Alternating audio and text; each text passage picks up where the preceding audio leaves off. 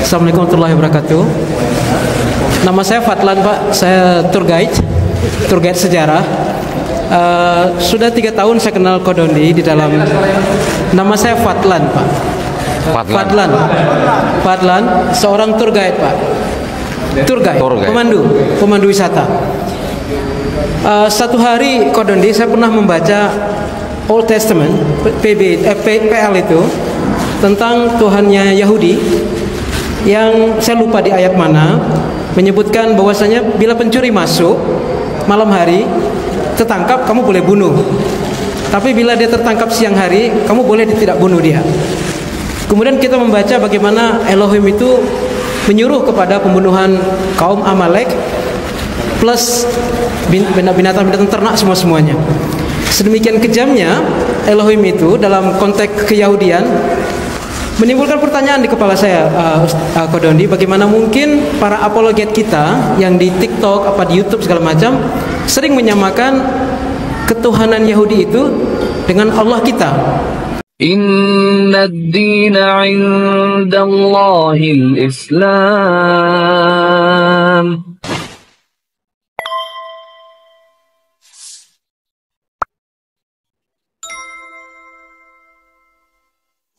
Dengan apa, Pak? Sama-sama tauhid, sama-sama Tuhan yang sama. Seperti itu kalau Zuma dan teman-teman sering berbicara.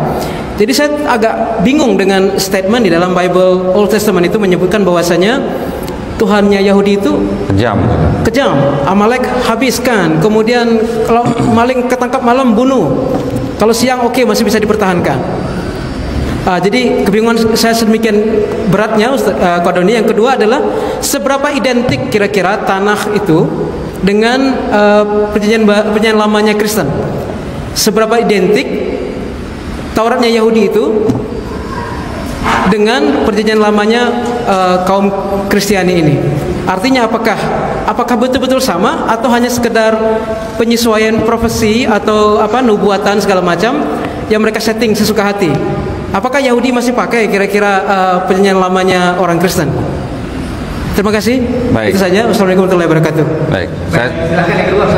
Saya boleh jawab dulu nggak? Nah, lebih baik saya jawab dulu. Takutnya kalau tanya-tanya banyak, saya jadi bingung saya. Jadi gini, Pak, kita harus bisa memisahkan antara yang namanya tauhid dengan sifat, Pak. Ya, Pak ya.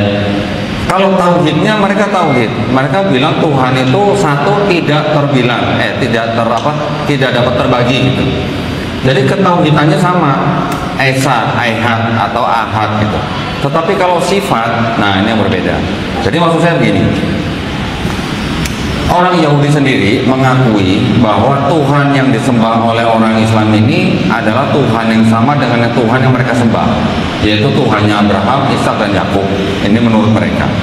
Tetapi kalau kita melihat isi kitab mereka, memang boleh dikatakan isinya mengerikan, Pak. Ya, mengerikannya dalam arti dalam hal bahasa atau gaya bahasa.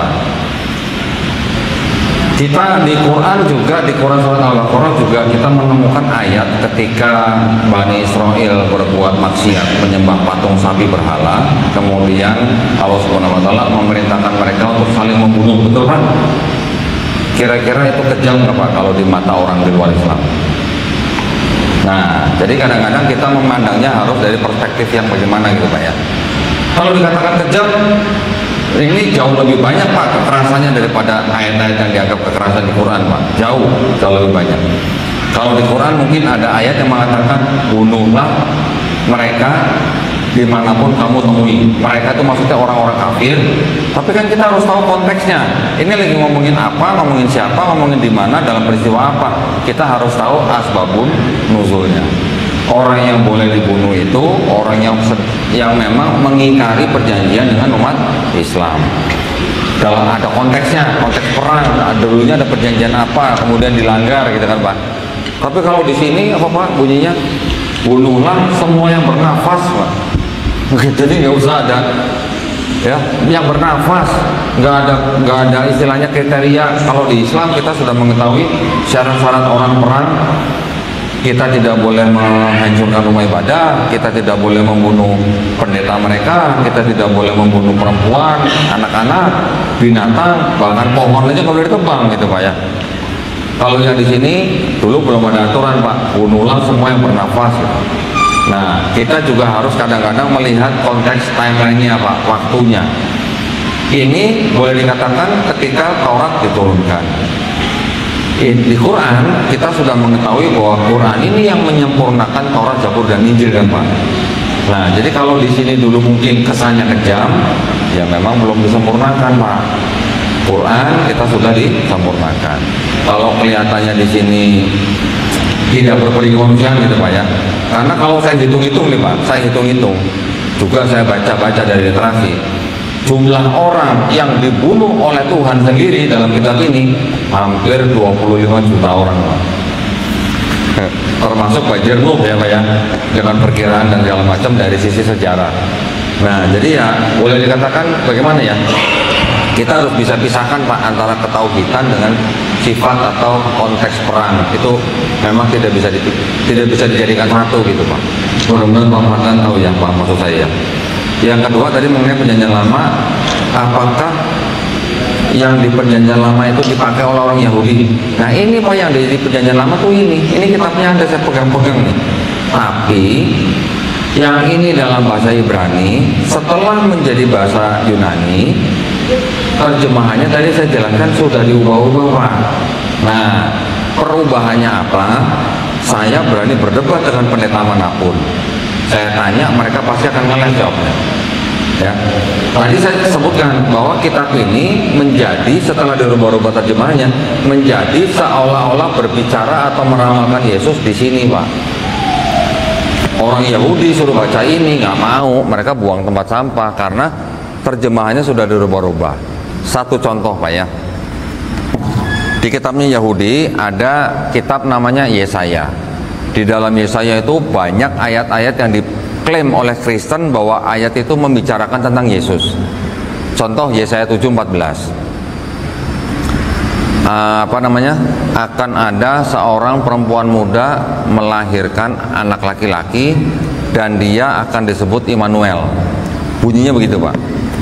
Kitab Perjanjian Baru, penulis Matius mengutip ayat itu, tapi dia menulisnya begini: seorang anak darah akan mengandung dan melahirkan anak laki-laki dan dia akan dinamakan Immanuel. Penulis Matius. Cuman gara-gara tulisan perempuan muda, di sini anak darah Pak. Beda nggak Pak anak darah sama perempuan muda? Beda nggak Bu anak darah sama perempuan muda Bu?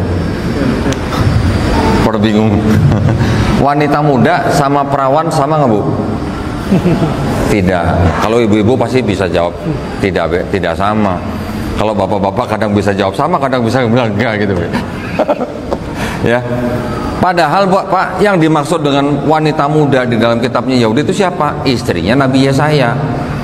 Yang disebut anak darah di sini siapa? Maria, ibunya Yesus. Jadi seolah-olah Maria seorang anak darah mengandung Yesus itu sudah dinubuatkan oleh Yesaya 7:14 karena mengutip ayatnya di sini. Padahal Yesus di seluruh perjanjian baru tidak pernah disebut Immanuel Pak sama orang-orang Israel. Ya. Kata yang dipakai untuk perempuan muda di dalam Yesaya 7:14 itu menggunakan bahasa Ibraninya Ha'almah. Bahasa Inggrisnya the young woman gitu. Tetapi ketika menjadi bahasa Yunani diterjemahkan dengan kata apa Pak? Parthenos. Parthenos itu virgin Pak, bahasa Yunaninya. Kalau mau virgin, bahasa Ibraninya ada lagi Pak. Bahasa Ibraninya virgin itu betulah gitu. Tetapi kenapa yang di bahasa Yunani setelah diterjemahkan diubah menjadi Parthenos? Padahal kata yang sama Ha'almah di sini di ayat yang lain, di Keluaran 2 ayat 8, kata yang sama Ha'almah diterjemahkan ke dalam bahasa Yunani menjadi neanis gitu. Nah ini mungkin sudah agak teknis banget ini ya. Mungkin Bapak Ibu juga bingung apa itulah. Nah itu memang sudah agak teknis, makanya kita belajar kristologi harus step by step, mulai dari pengenalan hingga ke masalah penyimpangannya. Itu contoh yang paling gampang Pak ya. Setiap pendeta saya tanya, kenapa kata Ha'almah di Yesaya 7:14 diterjemahkan menjadi Parthenos, sedangkan di Keluaran 2 ayat 8 diterjemahkan menjadi neanis? Nggak ada yang bisa jawab Pak ya. Jadi kalau dikatakan perjanjian lamanya orang Kristen dipakai nggak sama orang Yahudi? Orang Kristen yang menggunakan kitabnya Yahudi sebenarnya Pak, terbalik gitu. Tetapi orang Kristen menggunakan kitabnya ya orang Yahudi sudah mengubah-ubah konteksnya gitu Pak. Ya, semoga menjawab pertanyaan Pak. Bismillah, Assalamualaikum, terima kasih moderator.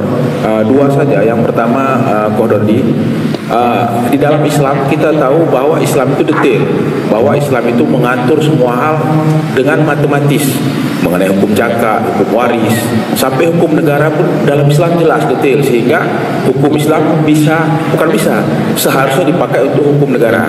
Nah, yang jadi pertanyaan saya, apakah dalam Injil, dalam Kristen itu ada nggak hal-hal yang detail seperti dalam Islam? Yang kedua, gini, saya kebetulan di keluarga saya ramai yang Kristen, tapi Kristennya itu tidak taat, dia pun tidak paham itu agama Kristen bagaimana. Jadi saya sering melihat fenomena hari ini, sebenarnya banyak orang memang dia tidak beragama itu, dia tidak terlalu berpikir.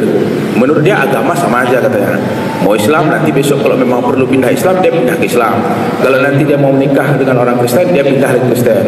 Nah, ini bagaimana cara kita menghadapi yang seperti ini Ustaz? Karena dia, kalau kita mau dakwah, dia bilang, alah agama kan sama aja. Nah, gitu dia langsung patahkan, dia nggak mau masuk terlalu dalam. Karena dia nggak fokus agama. Bagi dia yang penting, tiap hari kerja cari uang, itu aja. Terima kasih jawaban Ustaz. Assalamualaikum warahmatullahi wabarakatuh. Kalau tentang hukum kehidupan manusia Pak, termasuk hukum waris dan sebagainya, di dalam kitab ini yang boleh dikatakan sedikit ada tapi di perjanjian lama, tetapi oleh orang Kristen hukum itu sudah dianggap dibatalkan Pak. Nah, sesuai dengan ajarannya Paulus, bahwa Paulus mengatakan bahwa Yesus yang sudah mati di atas kayu salib itu sudah membatalkan hukum Taurat, ya, sehingga orang Kristen tidak lagi hidup di bawah hukum Taurat. Maka itu di dalam Kristen tidak ada hukum yang seperti di dalam Islam yang mengatur kehidupan manusia mulai dari dia lahir sampai dia mati. Tidak ada hukum yang mengatur untuk manusia mulai dari dia bangun tidur sampai dia tidur lagi. Tidak ada Pak.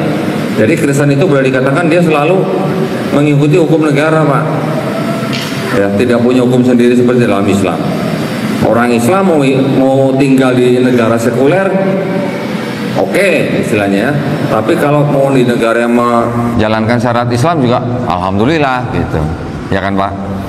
Nah, kalau mengenai tadi yang kedua, mengenai orang-orang Kristen yang boleh dikatakan menjadikan agama kedua, itu kebanyakan memang dari tempat-tempat yang adatnya sangat tinggi dan kental Pak ya. Ya, mungkin di Sumatera Utara juga kita mengenal bahwa adat itu lebih tinggi daripada agama Pak. Di Manado, di NTT juga kurang lebih sama begitu. Di mana lagi ya, di Palu atau Kendari gitu juga kurang lebih sama. Mereka menganggap adat istiadat lebih tinggi daripada agama. Nah, kalau untuk menghadapi orang-orang begitu ya, yang jelas gini Pak, kalau saya dan teman-teman di Yayasan Pembina Mu'alafah Tauhid, kita selalu mengajak orang untuk berpikir sesuai dengan akal dan pikiran yang sudah diberikan Allah Subhanahu wa taala, gitu Pak. Ketika mereka mempunyai agama tapi tidak bisa mereka pertanggungjawabkan, nah terus untuk apa beragama juga gitu. Ya. Jadi kita yang selalu mengajak mereka untuk berpikir secara akal dan nalar sehat, bagaimana mereka bisa menjalankan agamanya sesuai dengan akal dan pikiran yang sudah dianugerahkan pada manusia. Gitu ya Pak ya. Kalau masalah adat ya boleh dikatakan kita memang harus melestarikan adat istiadat dari leluhur kita. Tetapi kan kita juga harus hati-hati. Di dalam adat kita itu ada unsur kesyirikan atau tidak gitu. Ya Pak ya. Mudah-mudahan menjawab. Yang lain silakan. Baik, ya. Tadi Ustaz Fauzan mungkin beberapa kali mengatakan, silakan mohon singkat Ustaz, karena waktu kita tinggal 5 menit lagi.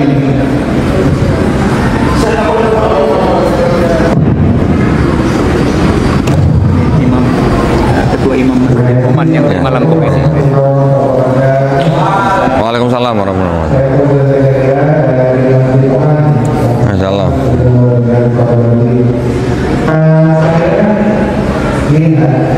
Kemarin juga ada di program itu sudah masukkan tahun ini juga 200 orang anggota.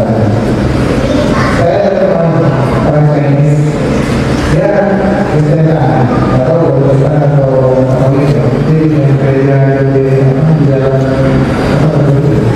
Nah kemudian terus diskusi sering dan kadang-kadang dia ngirim masalah-masalah Islam ke saya sering. Oh, oke. Terus ketemu sering ada diskusi dan dia selalu menerima gitu. Dan itu terbiasa kalau nggak salah. Cuman saya mau nanya nih, pada saat kapan kira-kira dia bilang tenang Pak Ustaz, pokoknya nanti aku dibagi Oman. Ini saat kapan kita apa ya, boleh mengeksekusi gitu. Cuman ini dia masih ada masalah-masalah yang keluarganya sekarang seperti ini.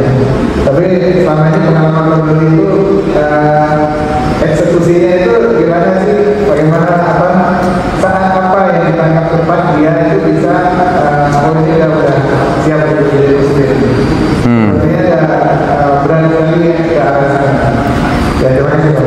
Assalamualaikum warahmatullahi wabarakatuh. Waalaikumsalam warahmatullahi wabarakatuh. Yang jelas Ustadz, itu kalau mereka masih berat untuk meninggalkan agama mereka, biasanya karena masih ada keterikatan dengan jabatan. Pasti itu, ya, pasti. Saya pernah kedatangan sepasang suami istri, dia adalah penatua gereja. Penatua gereja itu adalah orang yang harus atau bertanggung jawab menjaga iman jemaatnya gitu. Apa itu kalau di kita mungkin dewan syuro gitu ya mungkin ya. Nah, jadi istrinya menonton video saya. Setelah dia nonton video saya, dia stres, stroke mata Pak. Matanya stroke katanya. Dirawat 3 bulan, akhirnya sembuh. Setelah sembuh baru dia ngaku sama suaminya bahwa dia stroke mata karena nonton video saya. Dia minta suaminya untuk nonton, suaminya nggak mau. Saya ini penatua gereja, masa nonton video donditan gitu kan. Akhirnya si istri kalau sedang dekat suaminya, istri ini putar video saya, tapi suaranya volumenya dibesarin gitu, biar suaminya denger gitu katanya. Alhamdulillah sekali 2 kali dengar, dia akhirnya mau nonton dan akhirnya mengakui dalam video saya ada sesuai dengan pemikiran dia bahwa kitab suci itu tidak boleh ada cicipan gitu lah. Akhirnya karena dia profesinya bukan atau tidak terikat di dalam gereja, akhirnya dia mengajukan surat pengunduran diri ke gereja Pak. Kalau boleh tahu teman Bapak itu profesinya apa? Pendeta yang tetap di gereja atau punya profesi yang Oke. Oh, kalau dia punya profesi di luar, harusnya tidak perlu ada yang ditakutkan gitu. Harusnya ya.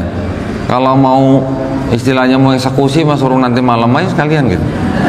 Di Masjid Oman gitu. Kita saksikan gitu Ustaz. Kalau perlu ketemu saya dulu nggak apa-apa, nanti kita ngobrol-ngobrol dulu gitu. Ya. Ya, insya Allah. Ya Ustaz ya. Silakan kalau masih ada kesempatan.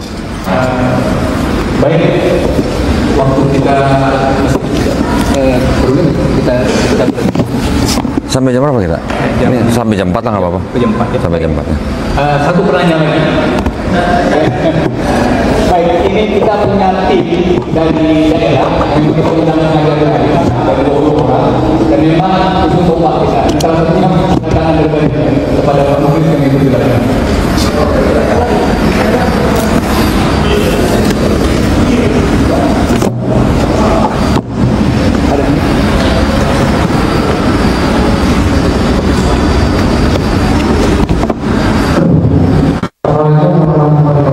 Waalaikumsalam warahmatullahi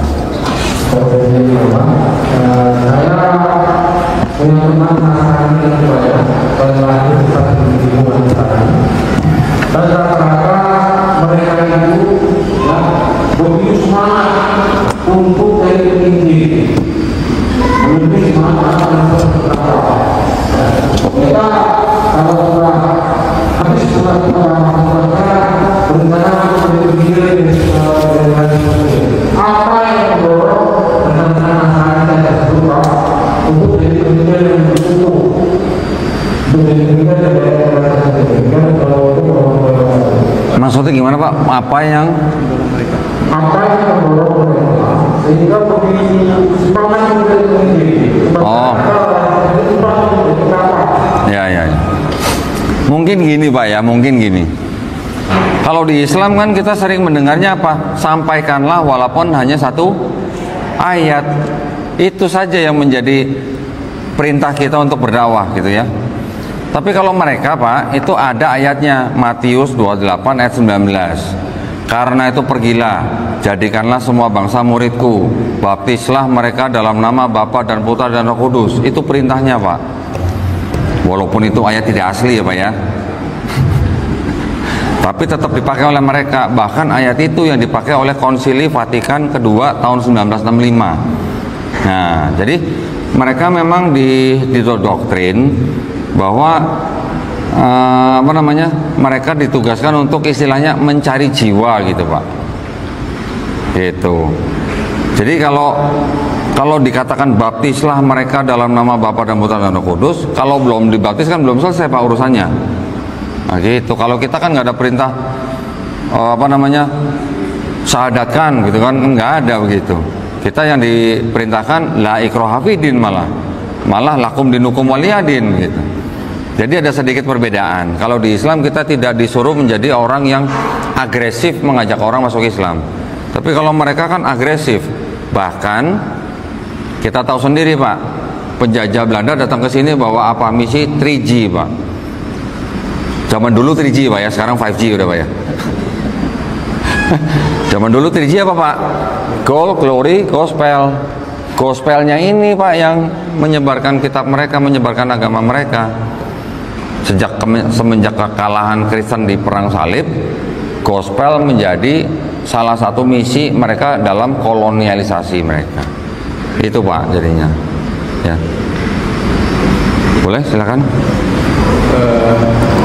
Mungkin satu lagi ringkas. Ya, satu pendek lah. Yang pendek-pendek aja, saya juga coba jawabnya pendek-pendek nih. Azan jam berapa aja? Pas jam 4. Jadi beberapa tahun terakhir ini, jadi pertanyaan saya tadi keluarga masih ada yang kesenangan ini. Kalau Sihia masih mimpi, kalau Sihia campaign yang bertahan lagi. Nah, jadi menurut saya yang berbeda ini, saya khawatir dengan pergaulan saudara-saudaranya yang masih non-muslim, termasuk dengan Kristen progresif. Jadi sekarang itu ada penginjil dari baru PBB, yaitu orang-orang dari Kristen progresif. Karena mereka nggak pergi ke gereja, terus ada keburukan, dan boleh menganggap bahwa Yesus itu tergantung namanya apa, Tuhan juga segala macam. Nah, bagaimana kita sebagai kita untuk menghadapi Kristen progresif itu? Baik. Ya, 2 menit ya. Ya, jadi pada intinya sebenarnya ya kurang lebih sama ya. Senjata yang bisa kita pakai untuk menghadapi mereka ya kristologi. Saya menghadapi orang-orang Kristen saksi Yehova dengan menghadapi orang-orang Kristen yang Trinitas ya pendekatannya sedikit berbeda. Jadi ketika kita bicara dengan orang-orang Trinitas, kita bisa berbicara tentang konsep keselamatan. Kita bisa berbicara tentang konsep ketuhanan. Tapi kalau bicara sama orang Kristen saksi Yehova yang mana mereka tidak menyembah Yesus, kan kita percuma ngomong konsep ketuhanan. Oh, mereka juga tidak menyembah Yesus kan. Tapi saya masuk lewat apa? Konsep dari kritik teks. Kritik teks itu artinya di Bible ini ada ayat tidak asli. Coba tolong jelasin ke saya. Atau coba tolong tanggapin ini kok ada ayat tidak asli itu maksudnya apa gitu. Atau ada ayat kontradiksi gitu misalnya. Kalau ada kitab suci berkontradiksi, boleh nggak kita sebut sebagai kitab suci? Buktinya jelas gitu, nanti kita bisa sebutkan dalam kitab-kitab mereka. Begitu juga dengan mungkin Kristen progresif. Nanti kalau progresif sebentar mereka boleh nyembah Yesus sebagai Tuhan, sebentar enggak, ya sudah, tunjukin aja kitabnya. Ini kontradiksi kenapa? Ini ayat tidak asli gimana? Itu yang harus kita pelajarin. Makanya dari dulu kita melihat guru-guru kita berdebat dengan para pendeta, yang lebih banyak mereka perdebatkan adalah masalah teologi kan, masalah Yesus Tuhan atau bukan gitu. Kebanyakan kan begitu gitu ya. mau almarhum Syekh Medida, Dr. Zakir Naik, mau mungkin Ustadz Nababan, atau mungkin almarhum Ustadz Insan Mogoginta, yang banyak diperdebatkan adalah tentang Yesus Tuhan atau bukan. Saya yang membawa materi debat dengan cara kritik teks. Ayat ini tidak asli, berarti kalau ini kitab suci atau bukan gitu. Ketika saya bisa membuat seorang pendeta bilang kitab dia bukan kitab suci, sudah cukup buat saya. Cukup kan? Mereka sudah ngakuin tuh bukan kitab suci. Nah, buat apa diikutin, maksud saya gitu. Nah, jadi sama dengan progresif. Kalau kita tidak bisa masuk ke dalam ranah akidah atau tidak masuk dalam ranah teologi, ya sudah, kita masuk dari sisi kritik teks. Ayat-ayat yang tidak otentik itu bisa kita pakai, kontradiksi kita bisa pakai, ya. Ya, semoga menjawab pertanyaan. Alhamdulillah. Baik, terima kasih dan Bang Faisal. Modul ini telah memaparkan materi dan jawaban-jawaban yang luar biasa. Tentunya masih banyak pertanyaan yang lain, tapi dengan waktu kita dan juga insya Allah kita masih akan lanjut di besok latihan dari pendalaman materi yang akan kita adakan di aula Masjid Oman, ya, hari Kamis dan hari Jumat. Nanti bagi yang mau ikut pelatihan dari ini bisa menghubungi pihak panitia. Baik, kami ucapkan terima kasih. Satu ya, buat Bapak Ibu yang mungkin ingin mendapatkan buku saya. Nah, saya sudah menulis buku, isinya sejarah singkat kitab mereka, dan juga isinya tentang kontradiksi-kontradiksi di dalam 4 gospel. Ini buku saya baru volume 1. Nanti ada volume-volume berikutnya. Yang ingin mendapatkan buku saya nanti bisa mendapatkan melalui di Tokopedia ataupun di Shopee ataupun pesan ke staf kami, ya. Nanti nomornya bisa didapatkan atau dimintakan ke FDP. Ya, barakallahu fikum. Wassalamualaikum warahmatullahi wabarakatuh.